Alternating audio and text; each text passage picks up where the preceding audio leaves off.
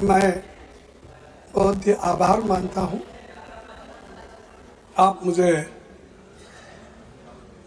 Home minister बोलने के बाद मुझे आपने समय दिया, इसीलिए मैं आपका धन्यवाद करता हूं। सर, राष्ट्र गीत वंदे मातरम 150 साल के ऐतिहासिक मौके पर सदन में अपने विचार रखने का मुझे अवसर मिला है। मैं सौभाग्यशाली हूं और ये गाना मैं 60 साल से गा रहा हूं, क्योंकि मैं 55 साल तो इसी में गुजारा, एमएलए, एमपी, राज्यसभा मेंबर। सो इसीलिए मुझे तो वंदे मातरम गाना पहले से ही मुझे आदत हो गई है, हम गाते रहते। लेकिन वंदे मातरम नहीं गाने वाले अब शुरू किए हैं, उनके लिए मैं धन्यवाद अर्पित करता हूं। ये तो वंदे मातरम की ताकत है सर। और वैसे तो ये राष्ट्रीय उत्सव का विषय है, बहस नहीं, मगर सबसे पहले मैं इंडियन नेशनल कांग्रेस की ओर से महान रचनाकार जो बंकिम चट्टोपाध्याय को नमन करता हूं, उन सेनानियों को भी नमन करता हूं। वंदे मातरम का नारा लगाते हुए आजादी के आंदोलन में जिनको बलिदान दिए उनको भी मैं नमन करता हूं। वंदे मातरम गीत भारत के सार्वजनिक जीवन में तब प्रवेश करता है जब गुरुदेव रविंद्रनाथ टैगोर ने 1896 में कांग्रेस के कलकत्ता अधिवेशन में पहली बार गाया था, और जिसका जिक्र हमारे होम मिनिस्टर ने अपने इस पे किया, लेकिन इसका बैकग्राउंड क्या था ये नहीं बोले। जो चीज उनको अच्छी लगती है और कांग्रेस को टोकने के लिए, हमारे लीडरों का अपमान करने के लिए जो बोलना है वही कट पेस्ट करके बोलते हैं, दूसरा नहीं बोलते। ये आदत है, लेकिन क्या कर सकते सर, चंद लोगों की वो आदत से मजबूर होते हैं, वही बात बार बार करते हैं। सर, इस तरह वंदे मातरम को आजादी का नारा बनाने का काम कांग्रेस पार्टी ने किया। कांग्रेस ने अपने अधिवेशनों और कार्यक्रम में वंदे मातरम के नियमित गायन की परंपरा शुरू कर दी। क्या आप लोगों ने अपने पार्टी का कार्यक्रम शुरू होता, ये आपने पहले कर दिए थे? करते थे। अरे आप तो हर चीज के खिलाफ करते हो, फिर भी आपको मैं बार बार टोकना नहीं चाहता, लेकिन आपको मालूम होना चाहिए, आपका इतिहास ये है कि आप हमेशा देशभक्ति के गाने को, आजादी को और आजादी के लड़ाई के खिलाफ आप थे, कभी भी आप उसके फेवर में नहीं। सर, महात्मा गांधी ने जब साक्षात ఒక ముఖ్యమంత్రిగా పనిచేసినటువంటి వ్యక్తి असहयोग मूवमेंट छेड़ा तो लाखों कांग्रेसी स्वतंत्रता सेनानी भारत माता की जय, महात्मा गांधी की जय और वंदे मातरम का नारा लगाते हुए जेल जा रहे थे। आप क्या कर रहे थे? ब्रिटिशों के पास नौकरी कर रहे थे। निकाल के देखो। अरे, और आप हमको देशभक्ति सिखाते हो, हमको पैट्रियोटिज्म सिखाते हो। अरे, पहले तो आप पैट्रियोटिज्म के नाम से डरते थे और सिर्फ सेवा करना ब्रिटिशरों का जानते थे, इसीलिए अरे माफीनामा पिलाता हूं भाई, बाद में वो तो उनके गुरु का है। सभापति जी, मैं कहना चाहूंगा कि पीएम मोदी जवाहरलाल नेहरू जी का अपमान करने का कोई मौका नहीं छोड़ते और वैसा ही होम मिनिस्टर नहीं छोड़ते, क्योंकि उसके पीछे पीछे है ना, वो आगे आगे, इन्हों पीछे पीछे। ये नेचुरल आखिरी चुनाव है। हमेशा मोदी कि- अगर फिर से आए तो इसीलिए नई चुनाव- वो हमेशा कांग्रेस का गिला करते हैं और हमारे पार्टी के बारे में, नेताओं के बारे में, यहाँ तक कि हर कांग्रेस के लीडर का अपमान करने का मौका नहीं छोड़ते। लेकिन मैंने प्रधानमंत्री का भाषण सुना और उन्होंने नेहरू जी पर आरोप लगाया और कहा कि 1937 में नेहरू जी के नेतृत्व में कांग्रेस पार्टी ने मूल वंदे मातरम गीत से महत्वपूर्ण पद हटा दिए थे। अभी जिसका जिक्र उन्होंने किया, यहां तक भी किया कि मुसलमानों का नाम लेके उनको डर के वो हटा दिए, ये भी कहा उन्होंने। सर, ये बातें आप अब बता रहे हैं, जब आप मुस्लिम लीग के साथ मिलकर गवर्नमेंट किए, श्यामा प्रसाद मुखर्जी और मुस्लिम लीग मिलके आपने बंगाल में जो गवर्नमेंट की, कहाँ गया था देशभक्ति? कहाँ गया था आपका देशभक्ति? कहाँ थे आप लोग? क्या देश के लिए कोई? अरे ये लोग, अरे पढ़ो, आपका इतिहास मालूम होता है। सर, प्रधानमंत्री जी ने सुभाष चंद्र बोस को नेहरू जी की चिट्ठी का, सर, प्रधानमंत्री जी ने सुभाष चंद्र बोस को नेहरू जी की चिट्ठी का भी जिक्र किया। हमेशा की तरह उन्होंने फिर से सदन को गुमराह किया। प्रधानमंत्री के आरोप तथ्य से परे हैं और लोगों को भ्रमित करने वाली है। सर, सच्चाई ये है 16 अक्टूबर 1937 को नेताजी सुभाष चंद्र बोस ने गुरुदेव रविंद्रनाथ टैगोर को पत्र लिखा और उनसे पूछा कि कांग्रेस को वंदे मातरम के प्रति क्या रुख अपनाना है। ये किसने लिखा? नेताजी सुभाष चंद्र बोस। उनके बारे में भी डाउट है आपको? इसके अगले दिन 17 अक्टूबर को नेताजी ने नेहरू जी को पत्र लिखा और सुझाव दिया कि नेहरू जी को इस विषय पर गुरुदेव से व्यक्तिगत रूप से मिलना चाहिए। ये सुभाष चंद्र बोस के वाक्य है।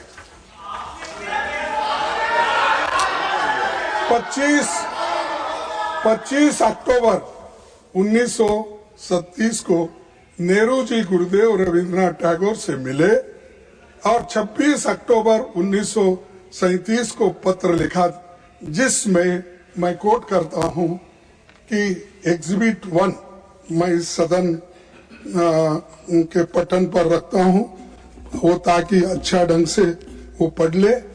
मैं कौन है नहीं यहाँ पर, कोई रहता नहीं पटन, अरे कौन नहीं आया, ये पटन में रखता हूं और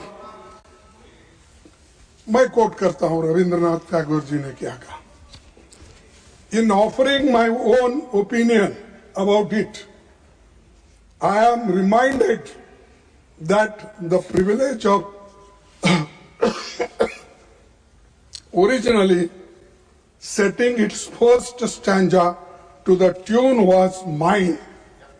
To me, the spirit of tenderness and devotion expressed in its first portion, the emphasis it gave to beautiful and beneficent aspects of our motherland, made a special appeal, so much so that I found no difficulty in disassociating it with the rest of the poem.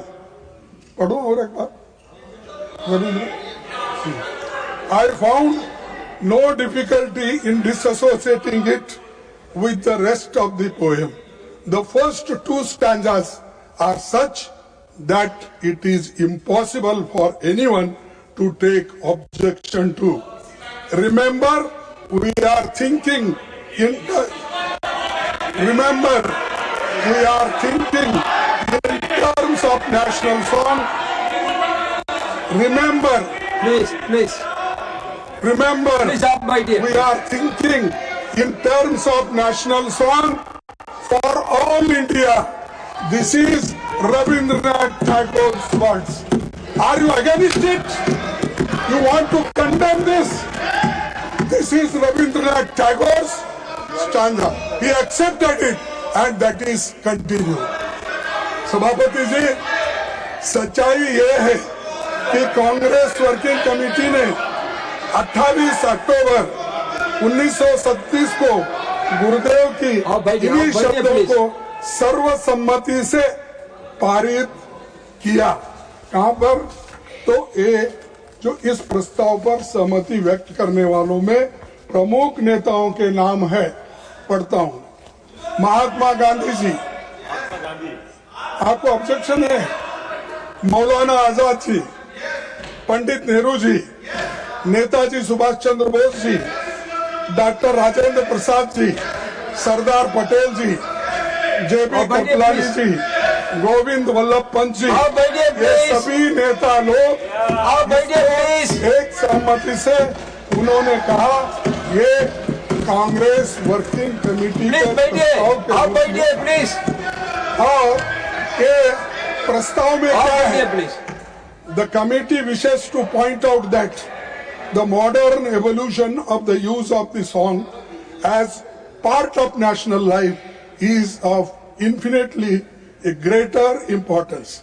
Therefore, the committee recommends that wherever Vande Mataram is sung at national gatherings, only the first two stanzas should be sung. With perfect freedom to organize to sing any other song of unobjectionable character can be sung. ये working committee में मंजूर हुई। क्या नेहरू जी अकेले थे? क्या गांधी जी नहीं थे? सुभाष चंद्र बोस नहीं थे? कृपलानी नहीं थे? मदन मोहन मालवीय नहीं थे? आजाद जी नहीं थे?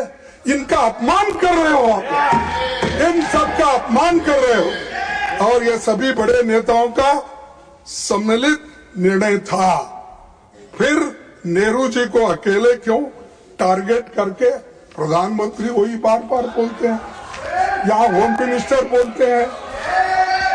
और इसका एक प्रति भी मैं आपके सामने रखूंगा। नंबर 2 यहाँ है सर, देख ये दूसरा नंबर है, मैं ये भी पठन पे रखूंगा। प्लीज ये पढ़ लीजिए, क्योंकि आप नहीं पढ़े होंगे कांग्रेस का इतिहास, सिर्फ आप गोलवलकर का, मनुस्मृति का ये किताबें पढ़े हैं, ये भी जरा पढ़ो, इसीलिए मैं आपको सर इस मुद्दे पर एक नया विवाद खड़ा करके मोदी जी ने न केवल राष्ट्रीय नायकों का बल्कि विशेष रूप से गुरुदेव रविंद्रनाथ टैगोर का भी अपमान किया। यह नेताजी सुभाष चंद्र बोस का भी अपमान है, जिन्होंने वंदे मातरम को स्वतंत्रता संग्राम की धड़कन बना दिया, और उसी पूरी पीढ़ी का भी अपमान किया जिसने जेलों की यातनाएं ने सही, लाठियां खाई और इस गीत को अपने हृदय में रखकर देश के लिए प्राण न्यौछावर कर दिए। इसीलिए मोदी जी को आपको देश से माफी मांगना चाहिए, जिन्होंने देश के आजादी के लिए लड़ा, अपनी जान दिया और सैकड़ों दिन जेल में रहे और हर तरीके की मुसीबत झेले, और भगत आज कुछ किए बिना आप ना लड़े, कुछ भी नहीं, फुक्कट में आके बैठे हैं और आज ये बात बोल रहे हैं और आजादी लाए हम, तो इसीलिए ये लोगों को उसका ये मालूम नहीं है वैल्यू। सर सभापति जी, मैं सदन को याद दिलाना चाहूंगा कि हिंदू महासभा और आरएसएस ने स्वतंत्रता संग्राम में भाग नहीं लिया था। यही नहीं, उन्होंने भारत के संविधान की प्रतियां भी जला दी थी। उन्हें आपत्ति थी कि जो बाबा साहब अम्बेडकर ने संविधान बनाया था वो मनुस्मृति पर आधारित नहीं था, इसीलिए हम उसको मान्यता नहीं देंगे। और यहीं पर उसको जलाया गया दिल्ली में। उन्होंने महात्मा गांधी, पंडित नेहरू और अंबेडकर के पुतले यही रामलीला मैदान पे जलाए। ये इतिहास है, आप पढ़िए। और जो संविधान को मानने वाले नहीं हैं और हमसे बार बार कहते हैं कि तुम क्या किए, तुम क्या कर, क्या तुम्हारे घर में नौकरी करना, क्या किए देश के लिए करे। हमारे लोग मरे, जेल में गए। सर, भारत के संविधान लागू होने के 2 दिन पहले, सर ये सुनने की बात है, भारत के संविधान लागू होने के 2 दिन पहले 24 जनवरी 1950 डॉक्टर राजेंद्र प्रसाद जी ने ये कहा था, the composition consisting of words and music known as Jana Gana Mana is the national anthem of India.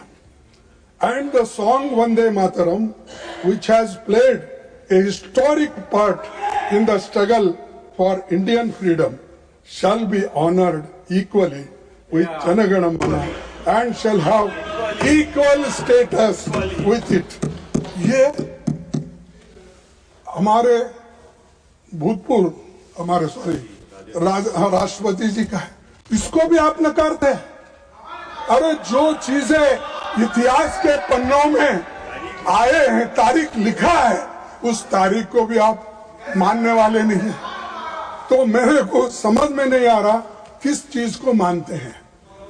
क्या हिटलर के बुक को मानते हैं, किसके लिए?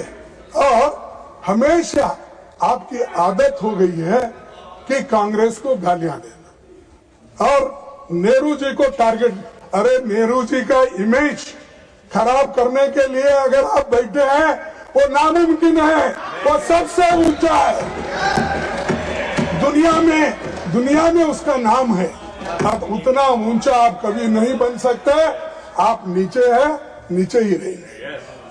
सभापति जी, बीजेपी के लोगों को वंदे मातरम की याद कई दशकों के बाद आई है, परंतु मैं सदन को याद दिलाना चाहता हूं कि वंदे मातरम की 100वीं सालगिरह के मौके पर वंदे मातरम पर पहला स्मारक पोस्टल स्टैंप 30 दिसंबर 1976 को श्रीमती इंदिरा गांधी जी के कार्यकाल में जारी किया गया है।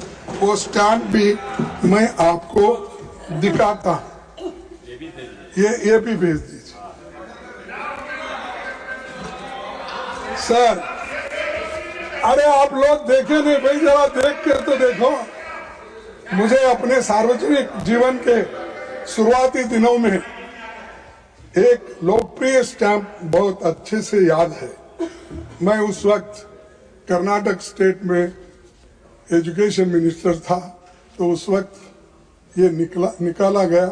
हम लोग भी वहां पर स्टेट में इसका फंक्शन करते। आपकी अनुमति से इस स्टैंप की एक प्रति दिखाना चाहता हूं। मैं अभी आपके पास भेज रहा हूं और वो आप उसको जरा देख लीजिए। ये तो इतिहास की बात थी जिसे प्रधानमंत्री जी को समझना चाहिए था। आज की चर्चा का संदर्भ वही होना चाहिए जो देशवासियों को वंदे मातरम की भावना का सही अर्थ और सम्मान समझा सके। सभापति जी, जब देश कहीं बड़ी समस्याओं जैसे आर्थिक संकट, बेरोजगारी, सामाजिक मुद्दे में से जूझ रहा है, तब भी प्रधानमंत्री की दिलचस्पी केवल चुनावी प्रचार में रहता है, ना कहीं ऐसे ध्यान भटकाने के सब चीजें इस सदन के सामने लाकर इसमें अपना समय देते हैं। सर, उन्होंने वंदे मातरम पर बहस केवल बंगाल चुनावों के ध्यान में रखकर ही की है, ये मेरा कहना है। ये उसीलिए तो आपने ये की। इस गलत फहमी में न रहे कि गुरुदेव रविंद्रनाथ टैगोर पर हमला करके असली मुद्दों से ध्यान हटाया जा सके। ये नहीं हो सकता। इस सदन का उद्देश्य यही होना चाहिए कि देश के सामने मौजूद ज्वलंत मुद्दे पर ध्यान केंद्रित किया जाए, क्योंकि भारत माता को सच्ची श्रद्धांजलि तभी होगी जब ये संसद जनता के मुद्दों और उनके समाधान के बारे में बहस करे। ये मेरा कहना है अध्यक्ष महोदय, इसीलिए मैं ये बातें उनके सामने रखी है। और दूसरी, सभापति जी, मुझे विशेष रूप से इस सरकार द्वारा भारतीय रुपये गिरते मूल्यों के बारे में कुछ बताना है, क्योंकि $1 की कीमत अब 90 रुपीज, 90 रुपए, इतना गिरा, अब वो नीचे गया। और आपके नेता, जब आप होम मिनिस्टर थे, आपके नेता जो चीफ मिनिस्टर थे, उन्होंने उस वक्त क्या कहा था, ये सुनने की जगह थोड़ी सी टॉलरेंस रखो। जब देश के सामने आर्थिक चुनौतियां खड़ी है, तब वंदे मातरम जैसे राष्ट्रगीत को लेकर राजनीतिक बहस करना केवल ध्यान भटकाने का प्रयास है। असली देशभक्ति वही है जो रुपए की गिरती कीमत और आम जनता की परेशानियों जैसी समस्याओं का समाधान ढूंढे, न कि केवल सिंबॉलिक और भाषणों तक सीमित रहे। आज के प्रधानमंत्री जी मोदी जी और गृह मंत्री जी भी थे उस वक्त, हमारे शाह साहब, और 212 में इस मुद्दे पर उन्होंने क्या कहा। इस मुद्दे पर उन्होंने कहा, देश जानना चाहता है किस मुद्दे पे, रुपए की कीमत जो घट रही है और डॉलर जो बढ़ रहा है कीमत उसका। उस वक्त क्या कहा मोदी जी ने, आपको तो मालूम होगा क्योंकि आप तो प्रमुख सलाहकार है और परोक्ष एग्जीक्यूटिव, प्राइम एग्जीक्यूटिव करने वाले नेता है, तो आपको तो पहला चाणक्य क्या, ठीक है, तो इधर भी एक चाणक्य बैठा है, इधर भी।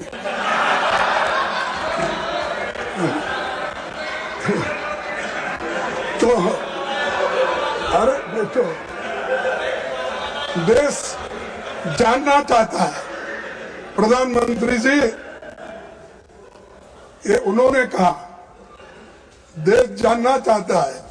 प्रधानमंत्री जी मनमोहन सिंह जी को कहते हैं, ऐसा क्या कारण है कि आज अकेला हिंदुस्तान का रुपया डॉलर के मुकाबले गिरता ही चला गया और मैंने साफ मांग की है, ये सिर्फ आर्थिक कारणों से नहीं हुआ, ये आपकी भ्रष्ट राजनीति को दिल्ली से चली उसका इसके अंदर बहुत बड़ा रोल है। मैं बहुत गंभीरता से ये आरोप कर रहा हूं।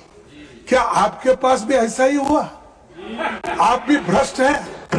आप तो बोलते मैं पाक हूं, स्वच्छ हूं, कहाँ है? ये दर्शाता है आप आज पूरे हिंदुस्तान, पहले जो था उससे बदतर हो गई आपकी गवर्नमेंट, और आज जो उस वक्त 55-60 रुपए था, आज 90 रुपए। अरे गिर गया, इतना गिर गया, वो हिमालय से नीचे गिरने के बाद आदमी के टुकड़े भी नहीं मिलते, वैसा हो गया। सर ये शब्द मोदी जी के हैं, मेरे नहीं है, उनका कोट है। लेकिन मैं ये पूछना चाहता हूं कि जिन कारणों का हवाला देकर